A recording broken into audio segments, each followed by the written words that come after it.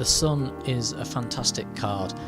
This is a really positive energy. It's speaking about success and freedom and all of the wonderful things that so many of us want to bring into our lives. This card is saying you can have it.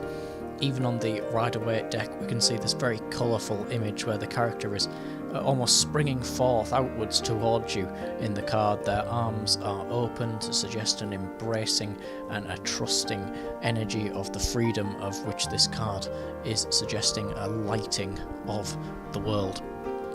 On the Tree of Life, this card connects Hod with Yesod, which implies that we've been using all throughout the deck our will to create the world. So we've been putting our thoughts into things, and finally these things are starting to manifest. So we can see as the sun comes up and lights the day, we can see that the day is taking the shape of the things of which we have thought about, the things of which we've concentrated on, and therefore manifested.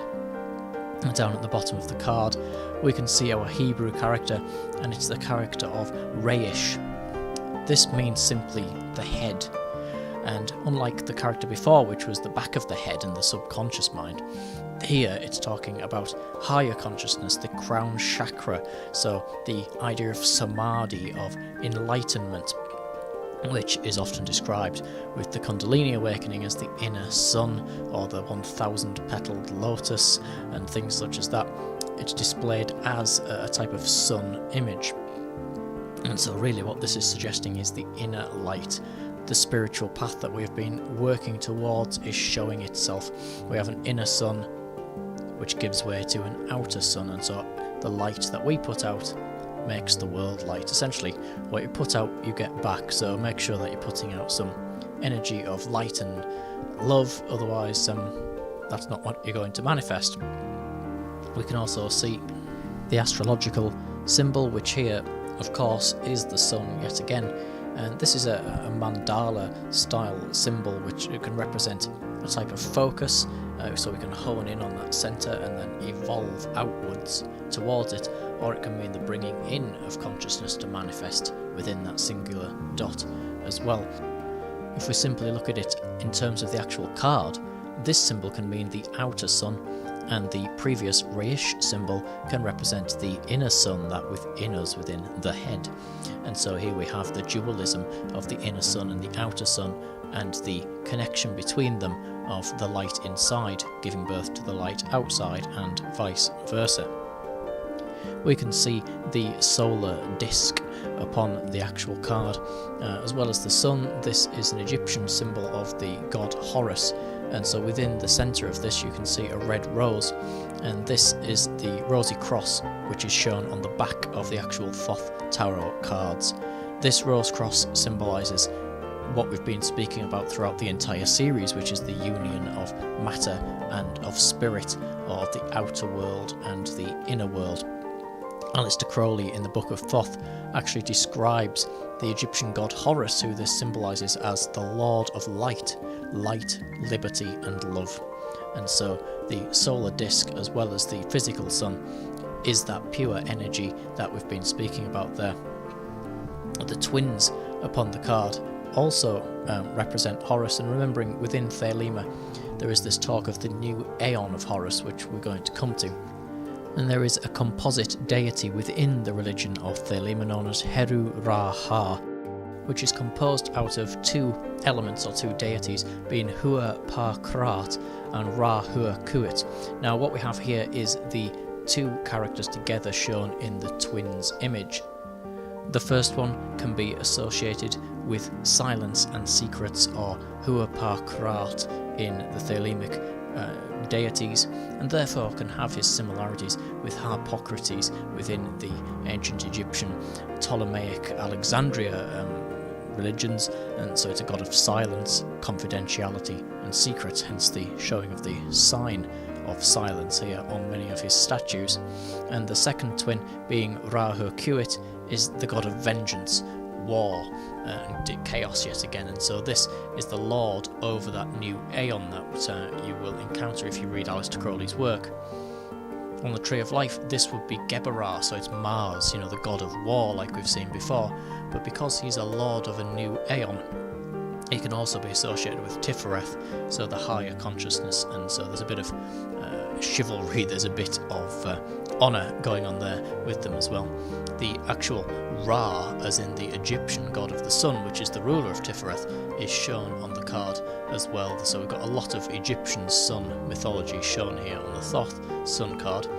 Now you can see that the actual male twin, it has red wings, which are of course symbolic of the element of fire, and the female twin has yellow wings and therefore is suggestive of the element of air.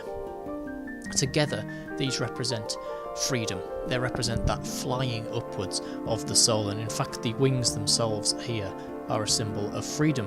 When the butterfly is finally born from its various stages that it's gone through to get to this form, it's free. It sets forth into the world, and it may only live a short time, but within that time it is free. And so, as you can see, these twins are springing upwards and springing forwards into the wonder of the light of the day, and they represent freedom. And in that respect, it's not only the freedom of the body, but the freedom of the spirit and the soul to go towards its true will. Now, it's quite interesting that they have their arms and their legs in this position.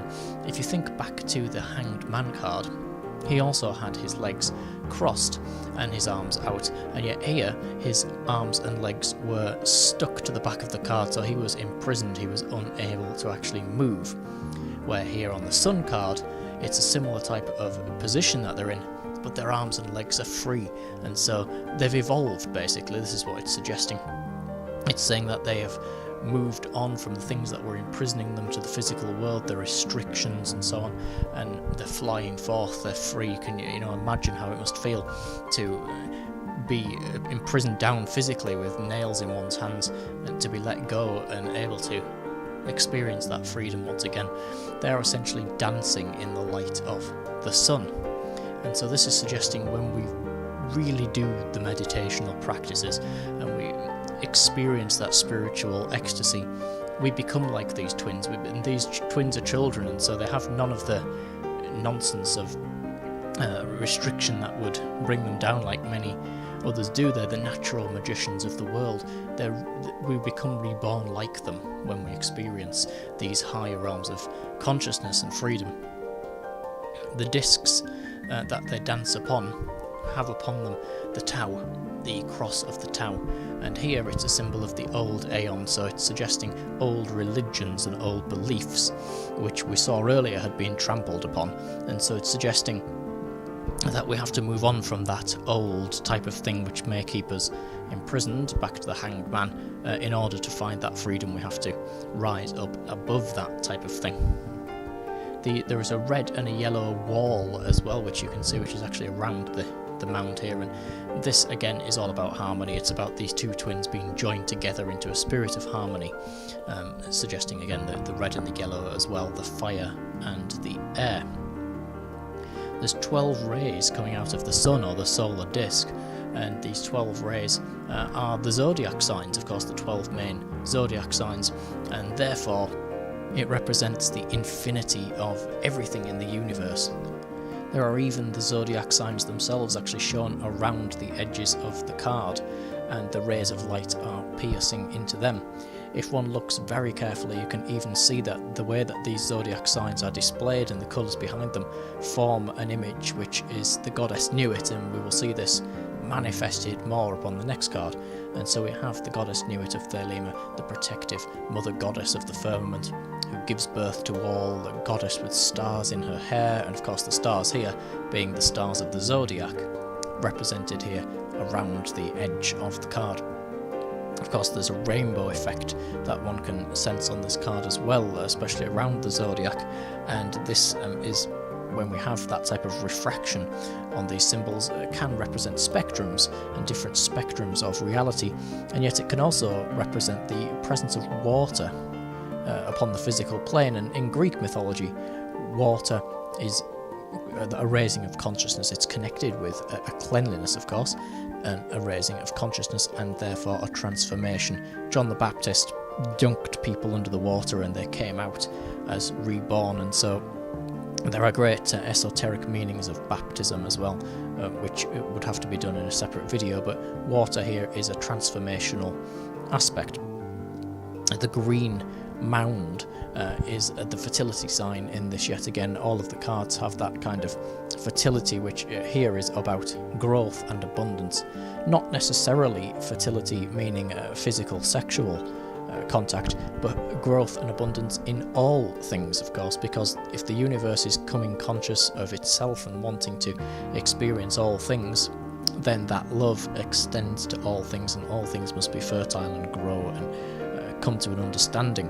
And so essentially, when one gets into a heightened spiritual state and experiences things with ecstasy and wonder, then we're really doing the real work of life, which of course is living.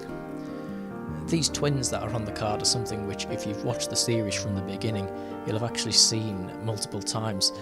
They showed up as babies with the Fool card, the very first card. They were these little babies at the beginning, and then we saw them again on the Lovers card, and finally here they are. And so these babies have evolved and actually grown physically as well throughout the journey of the tarot. It's like they have been coming along on this Fool's journey, and so this Fool's journey is not just a physical journey, it's a spiritual journey of an evolution of the soul, and the soul is evolving to understand its true purpose, which is to go to this light and to enjoy that ecstasy of the spirit.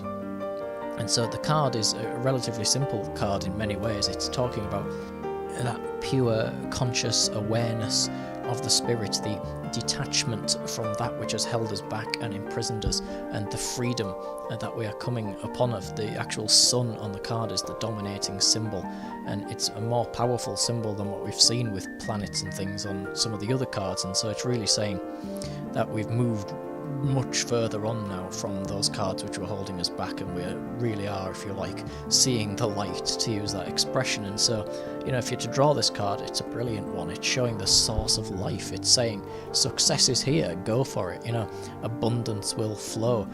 This is a brilliant time. It's the present time that you are in when you see this card should be celebrated. And you know, the sun is illuminating your path, so you can see a long way down your path, and you know that that path is clear. And so what's holding you back? Embrace your dreams, give it everything you've got. You know, it's brilliant. There is a simplicity to the card. It's because these are children, like we've said. They are seeing things in a real way without anything to hold them back and any chains to imprison them. And so the card is essentially saying, embrace that energy within your own soul and see where it takes you.